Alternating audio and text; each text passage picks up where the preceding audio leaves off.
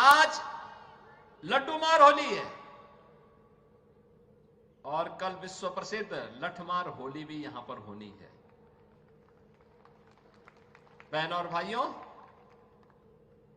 कितना अद्भुत है हमारा सनातन धर्म। महाशिवरात्रि में लाखों लोग काशी में आए थे।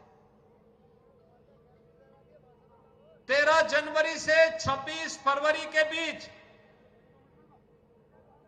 प्रयागराज में महाकुंभ का आयोजन हुआ और महाकुंभ ने तो सारे रिकॉर्ड दुनिया के तोड़ डाले। सनातन धर्म की एकता का ऐसा अद्भुत, अविस्मरणीय, अकल्पनीय समागम दुनिया ने देखा है।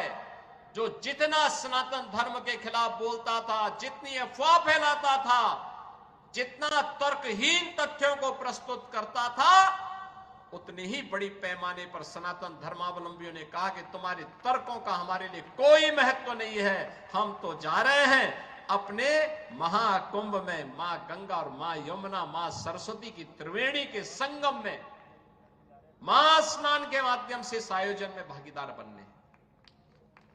सनातन धर्म का ऐसा अद्भुत क्षण दुर्लभतम क्षणों में से एक बन गया है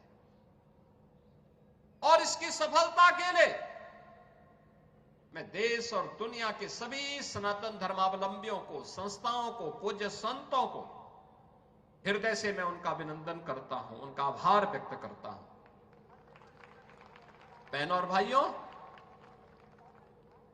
यह उत्तर प्रदेश का सौभाग्य है कि भारत के 3 महत्वपूर्ण तीर्थ जो भारत की सनातन एकता के प्रतीक हैं,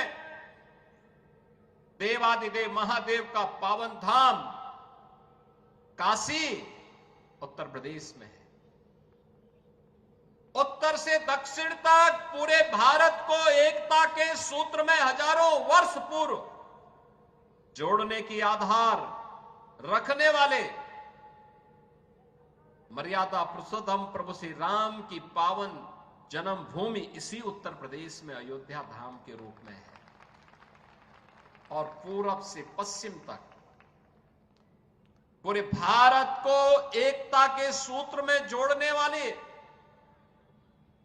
लीलाधारी हमारे कृष्ण कन्हैया की पावन जन्मभूमि भी उत्तर प्रदेश में है। उनकी जन्मभूमि भी है, उनकी लीला भूमि भी है। बहनों और भाइयों, आप देखें कितना अद्भुत संगम है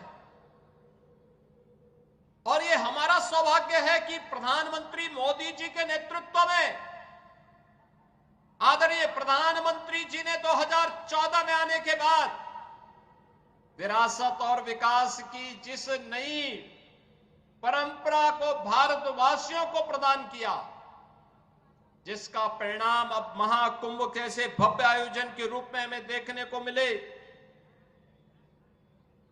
उस विरासत और विकास के अद्भुत छटा को हम लोगों ने महाकुंभ में भी देखा है, काशी में देखा है, अयोध्या में देखा है, विंध्यवासिनी धाम में देखा है, आज मुझे बरसाना में ब्रजभूमि में देखने को मिल रहा है। और इसीलिए मैं आज आपको कहने के लिए आया हूं। देखिए, पहली बार होली का आनंद लेने वाले जो होली के ही अवसर पर बरसाना आते हैं, उन्हें रोप वे की सुविधा भी यहां प्राप्त हो रही है। पहली बार आराम से वहां जाकर के आप दर्शन ले सकते हैं। ऐसे ही अन्य तमाम विकास की योजनाओं के साथ हमने पहले जोड़ा है। 100 करोड़ की योजनाएं अभी हमारी चल रही हैं और आज तो मैं आपको ये आश्वस्त करने के लिए आया हूं। चौधरी साहब ने जो बात यहां पे कही है, आदरणीय प्रधानमंत्री जी के नेतृत्व मार्गदर्शन में काशी की कायाकल्प हुई है। अयोध्या में प्रभु रामलला के 500 वर्षों के बाद विराजमान होने के अवसर पर अयोध्या को त्रेता युग की तरह फिर से सुंदरतम नगरियों में से एक बनाने का काम किया है। और अब जब महाकुंभ प्रयागराज के कार्यक्रम को सकुशल संपन्न करने के बाद अब हमें फुर्सत मिली है। यद्यपि यहां कार्य पहले प्रारंभ हो गए थे, लेकिन इस बार हमने बजट में विशेष प्रावधान कर दिया है। और आप आश्वस्त रहिए, बस आप आशीर्वाद देते रहिए, इंतजार करिए। जैसे अयोध्या आज सुंदरतम नगरी बन गई है, हमारा प्रयागराज सचमुच तीर्थों का राजा बनकर के चमकता हुआ दिखाई दे रहा है। दीप्यमान सूर्य की रूप में पूरी दुनिया को दिखाई दे रहा है। महाकुंभ की सफलता उसका एक उदाहरण है। जैसे काशी की कायाकल्प हुई है, अब तो बारी इसी ब्रजभूमि की है। मथुरा, वृंदावन, बरसाना, गोकुल, नंदगांव, गोवर्धन, बलदेव, ये सभी पे विकास के लिए पैसे की कोई सीमा नहीं। मैंने पहले भी कहा, विकास की इन योजनाओं को आगे बढ़ाने के लिए मैंने कहा, होली के अवसर पर राधा रानी के चरणों में इससे बड़ा निवेदन करने का अवसर दूसरा नहीं मिलने वाला है कि मैं होली के अवसर पर, क्योंकि इस समय उनका आशीर्वाद विशेष रूप से इस भूमि को प्राप्त होता है, और इसीलिए इस अवसर पर मैं उनकी चरणों में अपने सभी माननीय जनप्रतिनिधियों के साथ पूज्य संतों के सानिध्य में निवेदन कर लूं और इस बात के लिए आश्वस्त कर लूं कि उनकी कृपा बनी रहे। यहां का विकास होगा, पूरा विकास होगा। जैसे अयोध्या में, जैसे प्रयागराज में, जैसे काशी में, जैसे मां विंध्यवासिनी धाम में आपको दिखाई दे रहा है, यही हर विकास के कार्य यहां पर इसी रूप में आगे बढ़ेंगे। और अब तो जो हमारे पूज्य संतों की चिंता हुआ करती थी कि यमुना मैया के बारे में भी तो कुछ होना चाहिए। और बहनों और भाइयों, मैं आज आप सबसे कहने के लिए आया हूं, कि यमुना मैया, अब तो दिल्ली में भी राम भक्तों की सरकार आ गई है आदरणीय प्रधानमंत्री जी के नेतृत्व में। तो ये मान करके चलिए कि यमुना मैया भी अब मां गंगा की तर्ज पर अविरल और निर्मल होकर के फिर से 5000 वर्ष पुरानी स्मृतियों को, जब हमारे कृष्ण कन्हैया यमुना मैया की गोद में वहां पर अपने ग्वाल बालों के साथ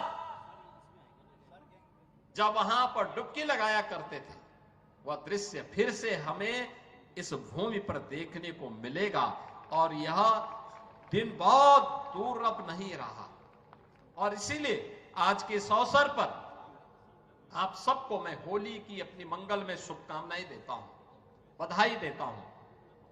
वैसे भी यहां के तीर्थ के बारे में यह मान्यता है कि बरसाना तो साक्षात ब्रह्मा जी का प्रतीक है, नंदगांव भगवान शिव शंकर है, और गोवर्धन साक्षात विष्णु है।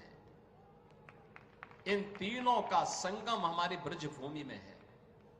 तो कौन ऐसा व्यक्ति होगा जो ब्रजभूमि के रज रज को अपने साथ जोड़ने का और अपने आप को उसके साथ आत्मसात करने का दुर्लभ आशीर्वाद से वंचित रहे। और हम लोग भी उस आशीर्वाद को लेने के लिए आज यहां पर आए हैं। आज के इस अवसर पर, आज जब पिछले कई दिनों से मैं सुन रहा था होली के आयोजनों के साथ अलग अलग जगहों पर अलग अलग कार्यक्रम चल रहे हैं, तो मैंने भी चौधरी साहब से कहा, यहां के माननीय जनप्रतिनिधियों से कहा, मैंने कहा मुझे भी चलना है, कोई तिथि बताइए।